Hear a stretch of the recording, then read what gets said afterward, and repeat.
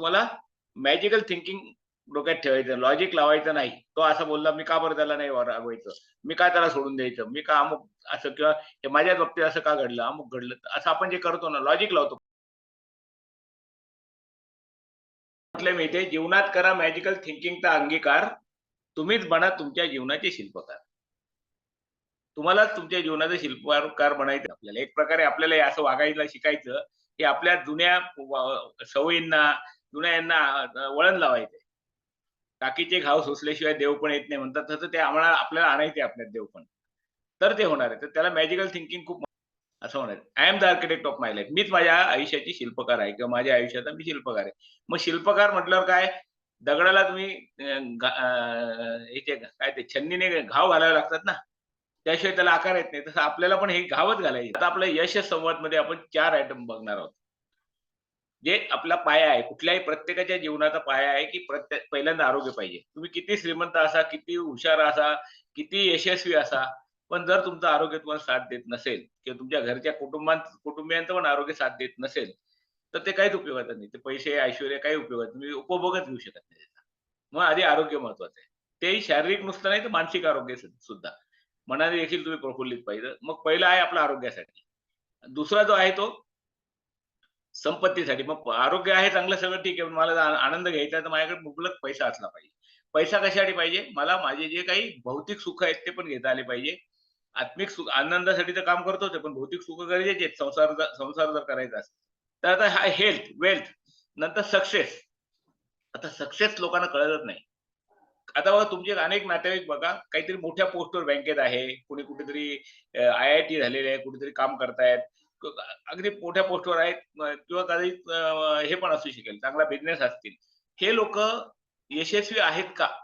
असं जर त्यांना विचारलं तर म्हणतील, "हो, मग मला 1.5 लाख पगार आहे किंवा मला 2 लाख रुपये महिना पगार आहे किंवा माझा बिझनेस असा चालू आहे, मी महिन्याला 5 लाख रुपये कमवतोय."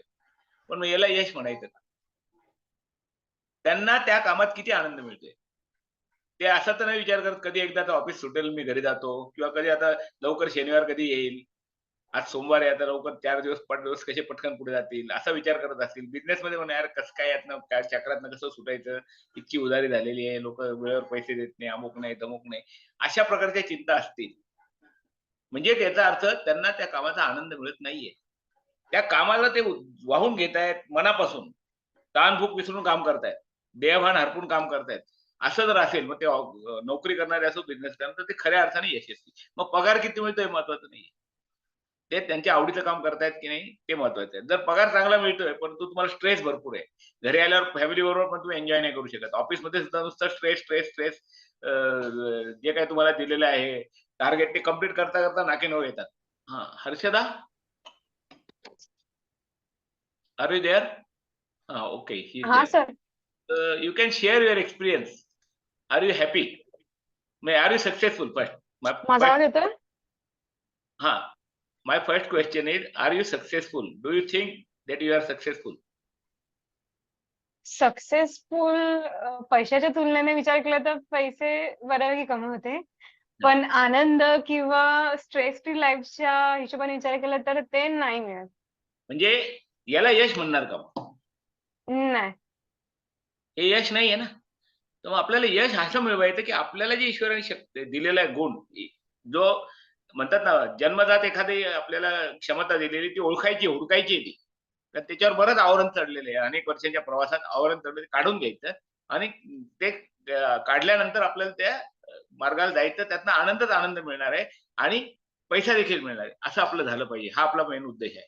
तर मला हे सांगायचं होतं, की आता त्या बँकेमध्ये मॅनेजर आहेत. किती स्ट्रेस आहे कामाचा, किती टार्गेट वगैरे कसं असतं, काय जरा सांगा थोडक्यात?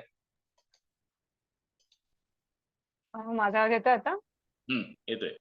हां, म्हणजे जसं की क्वार्टर एंड असतं ना, तेव्हा आम्हाला ऑडिट रिपोर्ट सबमिट करायचे असतात. मग त्यावेळी आम्हाला सॅटर्डे, संडे काम करायला लावतात. सुट्टीच्या दिवशी पण काम करायला लावतात. 8-9 वाजेपर्यंत बसायला लावतात. आणि असं करूनही ते वरती हे बोलणार, की तुम्ही काय करतच नाही का? म्हणजे जितकं काम काढून घेता येईल ना, तितकं ते काढण्याचा प्रयत्न करतात. आणि समोरच्याला म्हणजे फक्त काम झाल्यानंतर फक्त एकच वर्ड थँक यू असं बोललेलं जातं. काम संपल्यावरती ते पण. तोपर्यंत तुम्हाला टॉर्चर, हॅरॅस सगळं केलं जातं. हं. काम काढून घ्यायला. मग मला एक सांगा, पगार मिळतो सगळं ठीक आहे, पण कामाच्या ठिकाणी पण आनंद असला पाहिजे ना, तर ते काम करण्यात मजा आहे की नाही? ते आनंदात, बरोबर. तसं घरात देखील कुटुंबात आनंद असला पाहिजे. नाही तुम्ही राहताय, एसी आहे तुमच्याकडे, टीव्ही आहे, मोठा 75 इंची गाडी आहे घरात, नोकर चाकर सगळं आहे, पण तुम्हाला एकमेकांशी चर्चा करता येत नाही, एकमेकांशी बोलता येत नाही, गुण्यागोविंदाने राहत नाही येत, त्या त्या घराला तरी अर्थ आहे का? काही घर पण आहे का? 4 भिंती असल्या म्हणजे घर असलं का? झालं का? नाही. हं. तसंच चांगल्या पोस्टवर काम करतो आणि चांगला पगार आहे म्हणजे तुम्ही खुश आहात का? तर नाही. याचं उत्तर नाहीये. आणि आता त्यांनी काय शब्द वापरले? टॉर्चर करणं, हे करणं, म्हणजे हे काय झालं? हे अमानवी कृत्य आहे ना. हे मानवी आहे का? नाही.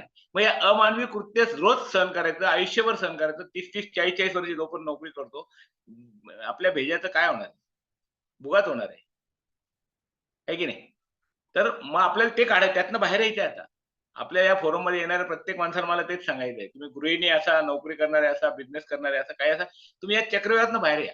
हे विशेष सर्कल आहे. तुम्हाला आयुष्यात कधीच आनंद देणार नाही. सुख देईल, सुख भरपूर देईल, पण ते सुख तुम्हाला उपभोगण्यासाठी जो आनंद, उपभोगण्यातला जो आनंद आहे तो नाही मिळणार. मला काय म्हणायचं समजलं. सुख आहे मॅडमला, चांगला पगार मिळतोय सुख आहे. पण तो पगार मिळण्यासाठी जे काम करावं लागतं, त्याच्यामध्ये आनंद नाहीये. मग त्या पैसे पगार मिळाल्याचा पण आनंद कुठे घेताय तुम्हाला? सांगण्याचा उद्देश. तर आनंद आणि सुख यातला फरक समजून घ्या. सुख हे विकत घेता येतं, आनंद हा आतूनच येतो. तो विकत नाही घेता येत. सुख हे भौतिक असतं आणि आनंद हा आंतरिक असतो. आणि आपल्याला चर्चा जी करायची असते ना, ती आपल्या अंतरात्म्याशी करायची असते. बाहेर नाही काय करायचं. बाहेर काही घेणं नाही.